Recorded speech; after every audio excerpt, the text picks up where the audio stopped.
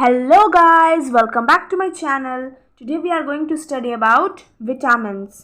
आज हम लोग विटामिन्स के बारे में पढ़ने वाले हैं।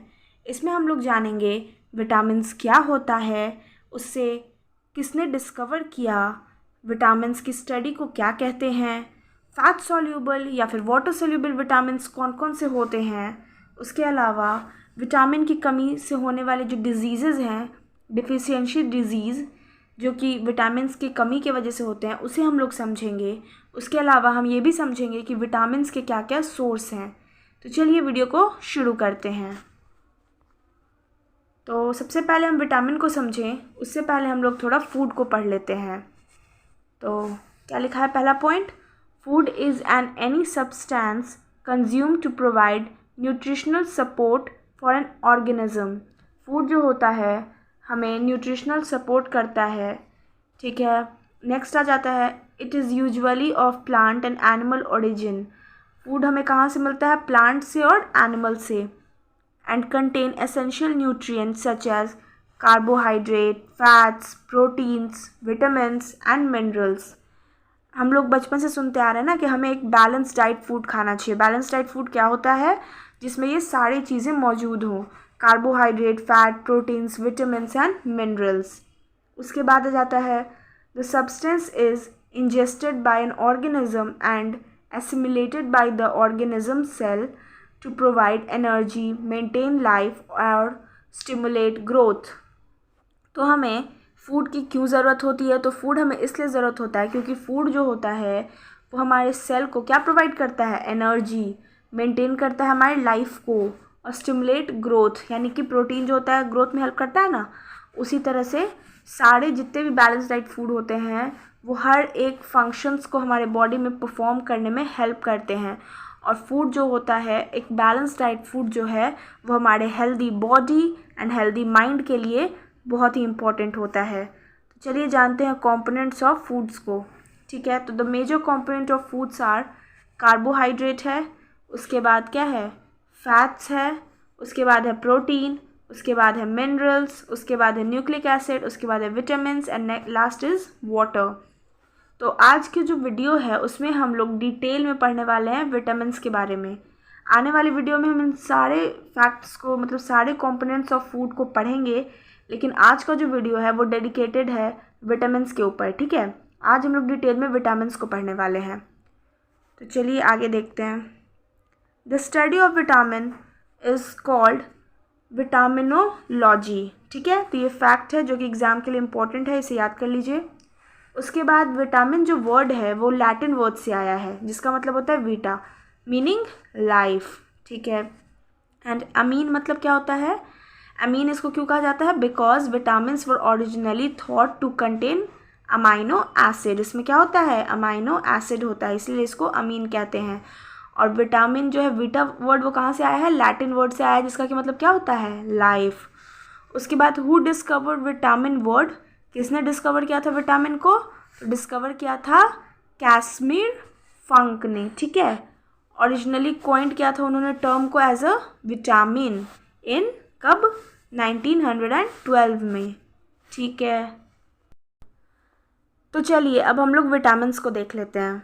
तो पहला पॉइंट है, it has been observed that certain organic compounds are required in small amount in our diet, but their deficiency causes specific disease. These compounds are called vitamins. तो विटामिन्स जो है ऐसा ऑर्गेनिक कंपाउंड है जो कि हमारे diet में small amount में चाहिए, ठीक है। यानी कि हमको जो है ज़्यादा अमाउंट में इसको खाने की ज़रूरत नहीं है, इसे हमें स्मॉल अमाउंट में चाहिए। लेकिन अगर ये स्मॉल अमाउंट भी हम इनटेक नहीं करते हैं, यानी कि नहीं खाते हैं, तो हमें इसकी कमी से जो है डिजीज़ हो सकती है, ठीक है। इस तरह का ये कंपाउंड है कि हमें चाहिए कम ही मात्रा में, लेकिन अगर हम वो कम मात्रा को भी नहीं लेते हैं तो हमें उससे जो है बीमारी हो सकती है, ठीक है। नेक्स्ट पॉइंट कहता है, most of the vitamins can not be synthesize in our body, but plant can synthesize almost all of them, so they are considered as essential food factor. इसमें कहता है कि जो हमारा बॉडी है वो cannot be synthesize in our body, कोई भी विटामिन जो होता है, मोस्ट ऑफ द विटामिन्स जो है हमारा बॉडी नहीं सिंथेसाइज कर पाता, यानी कि खुद से नहीं बना सकता है। लेकिन जो प्लांट होता है, प्लांट जो है ऑलमोस्ट ऑल ऑफ देम, ठीक है, यानी कि ज़्यादातर जो विटामिन है प्लांट खुद ही बना लेता है, लेकिन जो हमारा ह्यूमन बॉडी है वो नहीं बना सकता, ठीक है। So they are considered as essential food factor. इसलिए ये क्या है, इम्पॉर्टेंट है हमारी बॉडी के लिए, क्योंकि हमारा बॉडी खुद से इसे नहीं बना सकता। नेक्स्ट पॉइंट है, vitamins are classified into 2 groups depending upon their solubility in water और फैट, यानी कि वो किस चीज़ में घुल सकता है उसके ऊपर सॉल्युबिलिटी के मतलब अकॉर्डिंग ये 2 पार्ट में डिवाइडेड है। पहला फैट सॉल्युबल विटामिन्स और दूसरा है वाटर सॉल्युबल विटामिन्स, यानी कि जो विटामिन फैट में सॉल्युबल हो जाता है उसे हम लोग फैट सॉल्युबल विटामिन बोलते हैं, और जो विटामिन वाटर में सॉल्युबल हो जाता है उसे हम लोग वाटर सॉल्युबल विटामिन्स बोलते हैं। तो देखिए टोटल विटामिन्स कितने होते हैं, A, B, C, D, E, K, total इतने विटामिन्स होते हैं, ठीक है। तो B, C जो है अल्फ़ाबेटिकली अगर आप देखें तो A, B, C, D, B, C क्या होता है, साथ में होता है।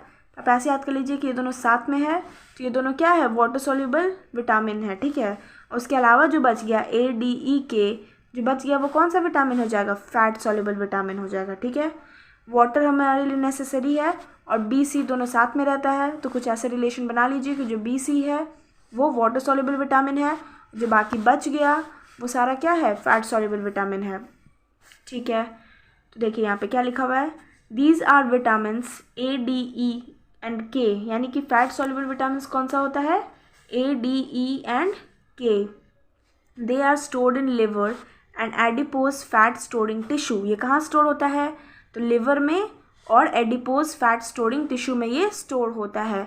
एडिपोज टिश्यू वही टिश्यू होता है जो कि एज होने के साथ साथ इसमें क्या होता है, एडिपोज टिश्यू जो होता है कम होने लगता है, तो मतलब एडिपोज टिश्यू में जो फैट होता है वो कम होने लगता है। इस वजह से आप लोग देखते होंगे जो ओल्ड एज लोग होते हैं उन्हें ठंडा ज़्यादा लगता है, क्योंकि फैट जो होता है जिनके बॉडी में ज़्यादा होता है उसमें क्या होता है, उनको हीट प्रोवाइड होता है, उनको एनर्जी प्रोवाइड होता है, जिससे कि उनको गर्मी ज़्यादा लगती है।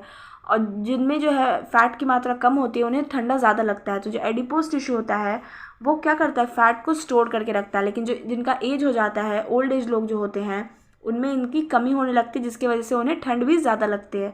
तो यहाँ से भी आपको एक फैक्ट पता चल गया कि जो ओल्ड एज लोग होते हैं उनके ठंड क्यों ज़्यादा लगती है, ठीक है। उसके बाद नेक्स्ट आ जाता है water soluble vitamin. B group vitamins and vitamin C are soluble in water, ये तो मैंने पहले ही बता दिया। Water soluble vitamins must be supplied regularly in diet because they are readily excreted in urine and cannot be stored except vitamin B12 in our body। इसमें कहता है कि जो विटामिन बी एंड सी जो होता है वो पानी में सॉल्युबल होता है, इस वजह से इसको जो है हमारे डाइट में रेगुलरली हमेशा लेना चाहिए। कहते हैं ना एक खट्टा फल हमेशा हमें डेली खाना चाहिए, क्यों, क्योंकि जो बी और सी जो होता है वो पानी में घुलनशील होता है, इस वजह से जो है वो हमारे यूरिन के द्वारा जो है हमारे बॉडी से एक्सक्रीट हो जाता है, क्योंकि यूरिन क्या है, वाटर है, पानी है, और बी और सी क्या है, वाटर सॉल्युबल है, तो उसमें वो क्या होगा, घुल करके हमारी बॉडी से निकल जाता है। तो इस वजह से कोरोना के टाइम में बोला जाता था ना कि डेली विटामिन सी का एक टैबलेट खाएं, क्योंकि वो एक बार खाने से नहीं होगा, क्योंकि क्या है वो डेली मतलब यूरिन के थ्रू क्या हो जाता है, बाहर हो जाता है। बस एक्सेप्ट यहाँ पे एक कैच है, आप देख सकते हैं, कैनॉट बी स्टोर्ड, ठीक है। बी और सी जो होता है कैनॉट बी हमारे बॉडी में स्टोर नहीं हो सकता एक्सेप्ट विटामिन B12। एक यहाँ पे एक्सेप्शन है कि B12 जो है वो स्टोर हो सकता है, लेकिन बाकी जितने भी बी के कंपोनेंट्स हैं वो लोग और सी जो है ये दोनों विटामिन हमारे बॉडी में स्टोर नहीं हो सकता है, इस वजह से हमें इसकी डेली इनटेक करना चाहिए, ठीक है। उसके बाद हम लोग यहाँ पे देखने वाले हैं विटामिन्स, कितने तरह के विटामिन्स हैं, उनके क्या क्या नाम हैं, जो कि एग्ज़ाम में बहुत ही ज़्यादा ये स्लाइड आपके लिए इम्पोर्टेंट है, आप इसका स्क्रीनशॉट रख लें, क्योंकि इसमें विटामिन्स और उसके नाम जो है बहुत ही इम्पोर्टेंट है, उनसे होने वाली बीमारी और उनके सोर्सेज कि कहाँ से वो हमें मिलेंगे, ठीक है। तो चलिए वीडियो को शुरू करते हैं, मतलब ये टॉपिक को शुरू करते हैं, वीडियो तो पहले से ही शुरू है। तो पहला आ जाता है विटामिन ए, वो क्या है, रेटिनॉल, उसको क्या बोलते हैं हम लोग, रेटिनॉल बोलते हैं। उसके डिफिशियंसी से होने वाली बीमारी कौन सी है, तो वो है night blindness, xerophthalmia, keratinisation of skin infection, ठीक है। उसके बाद इसके सोर्सेज क्या हैं, तो इसके सोर्सेज हैं कैरेट, गाजर, milk, cheese, butter, egg, cod liver oil, ठीक है। उसके बाद विटामिन B1 है, B1 को हम लोग क्या बोलते हैं, थायमीन बोलते हैं। इससे होने वाली बीमारी कौन सी है, बेरी एंड ग्रोथ रिटार्डेशन। ये बेरी आपको एग्जाम में हमेशा देखने को मिलेगा, और इसमें नाइट ब्लाइंडनेस, ये मोस्ट इम्पॉर्टेंट है, ये हर एग्जाम में पूछता है, ठीक है। उसके बाद इसके सोर्सेज क्या क्या है, मतलब इसको कहाँ से हम लोग कंज्यूम कर सकते हैं, तो है cereals, legumes, soybean, milk, yeast, green vegetables. Milk अगर आप देखिएगा ना तो सारे विटामिन्स में आपको, मतलब मैक्सिमम विटामिन जो आपको मिल्क में मिल जाएगा। इसलिए कहा जाता है कि जो मिल्क होता है बहुत ही इंपॉर्टेंट होता है, चाहे वो कोई बच्चा हो या यूथ हो, जवान हो या फिर कोई बूढ़ा हो, मिल्क तो हर किसी को लेना चाहिए, ठीक है, सबके लिए इम्पोर्टेंट होता है मिल्क। उसके बाद क्या आता है, B2 क्या है, राइबोफ्लाविन, ठीक है। हाँ, तो इसका डिफिशियंसी डिजीज़ आप लोग देख लीजिए। पहला है, एक सेकेंड, हाँ, चेलियोसिस, ग्लोसिस्टिस, डर्मेटोसिस, डाइजेस्टिव डिसऑर्डर्स। और इसके सोर्सेज क्या हैं, मिल्क, एग वाइट मतलब जो एग में होता है ना वाइट वाला पार्ट, वो। उसके बाद liver, kidney, yeast, meat and green leafy vegetables, ठीक है। उसके बाद क्या है, विटामिन B3 को हम लोग क्या बोलते हैं, नाइसिन। और वो डिजीज़ क्या है, तो पेलेग्रा। उसके बाद सोर्स क्या है, तो egg, meat, fish, milk, yeast, vegetables, mushroom, ठीक है। विटामिन B5 को क्या बोलते हैं, पैंटोथेनिक एसिड। आप लोग जो ये नाम है वो सबसे ज़्यादा इंपॉर्टेंट है, तो उसको याद रखिएगा। वैसे तो इसमें हर एक चीज़ जो भी लिखा है, एक एक वर्ड इंपॉर्टेंट है, ठीक है। चलिए अब इसका डिजीज़ देख लेते हैं, पैरेस्थीसिया, बर्निंग सेंसेशन। उसके बाद क्या है, sources, yeast, meat, fish, egg milk, legumes. उसके बाद जाता है B6 क्या है, पायरोडॉक्सिन कहते हैं B6 को, ठीक है। डिजीज़ेस क्या क्या है, एनीमिया मतलब खून की कमी, skin problems and muscular twisting. उसके बाद सोर्सेज क्या क्या हैं, मिल्क, ईस्ट, सेरेल्स, एग, ग्राम, योक। उसके बाद विटामिन B7 है, B7 को हम लोग क्या बोलते हैं, बायोटीन, ठीक है।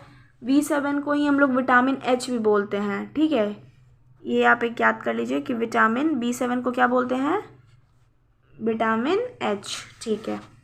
उसके बाद क्या क्या है उसमें, skin disease, fall of hairs means बालों का गिरना। उसके बाद इसका क्या क्या, जिनका हेयर फॉल होता है उनको क्या क्या खाना चाहिए, meat, wheat, egg, vegetables and fruits, ठीक है। विटामिन 9 क्या है, तो फॉलिक एसिड है, उससे भी क्या होता है, एनीमिया, ग्रोथ रिटार्डेशन। क्या क्या खाना है, तो green vegetables, legumes, east, liver.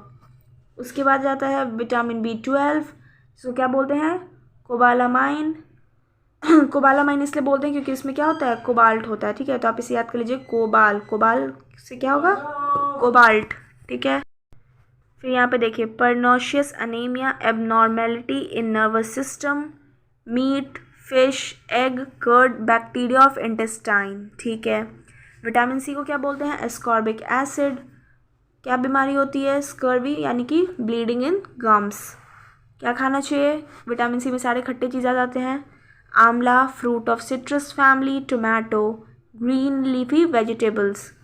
उसके बाद क्या है, विटामिन D है, विटामिन D को क्या बोलते हैं, कैल्सीफेरॉल। फिर इसकी कमी से होने वाली बीमारी कौन सी है, तो वो है रिकेट्स एंड ऑस्टियोमेलेशिया, ठीक है।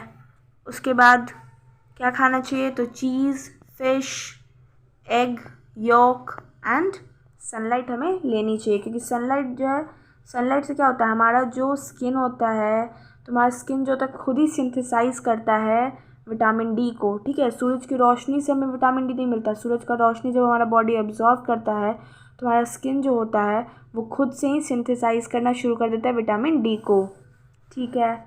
फिर D में दो चीज़ याद करना है, D2 जो होता है, विटामिन D2 उसको अर्गो बोलते हैं, means Ergo calciferol. Vitamin D3 को बोलते हैं कोलेकैल्सीफेरॉल, ये भी इम्पोर्टेंट है एग्ज़ाम के लिए। उसके बाद विटामिन E क्या है, उसको बोलते हैं टोकोफेरॉल। और उससे होने वाली बीमारी कौन सी है, sterility, weakening of reproductive organs, muscles. क्या खाना चाहिए, vegetable oil, wheat and soybean. उसके बाद विटामिन के को क्या बोलते हैं, नैफ्थोक्विनोन। और इससे होने वाली बीमारी कौन सी है, इंक्रीज्ड ब्लड क्लॉटिंग टाइम। ठीक है, क्या खाना चाहिए, green leafy vegetables, bacteria of intestine इसका सोर्स है। ठीक है, अब हम यहाँ पे देख सकते हैं, यहाँ पिक्चर में आप सारे विटामिन्स को देख सकते हैं। आप इसका स्क्रीनशॉट ले लीजिए, क्योंकि पिक्चर से कोई भी चीज़ क्या होती है, जल्दी याद होती है। ठीक है, तो विटामिन ए में आप देख लीजिए क्या क्या सोर्सेज हैं, एग है, बटर है, पपाया है, कैरेट है, मिल्क है, लिवर है, फिर यहाँ पे क्या है, कैबेज है। उसी तरह से सारे विटामिन्स के क्या क्या सोर्स हैं यहाँ पे आपको देखने को मिल जाता है। मैंने तो ऑलरेडी ये सारी चीज़ें पढ़ा दी हैं, आप बस इसका स्क्रीनशॉट रख लीजिए, आपको काम आएगा। So that's all for today. If you like my work, don't forget to like, share and subscribe to my channel. Thank you.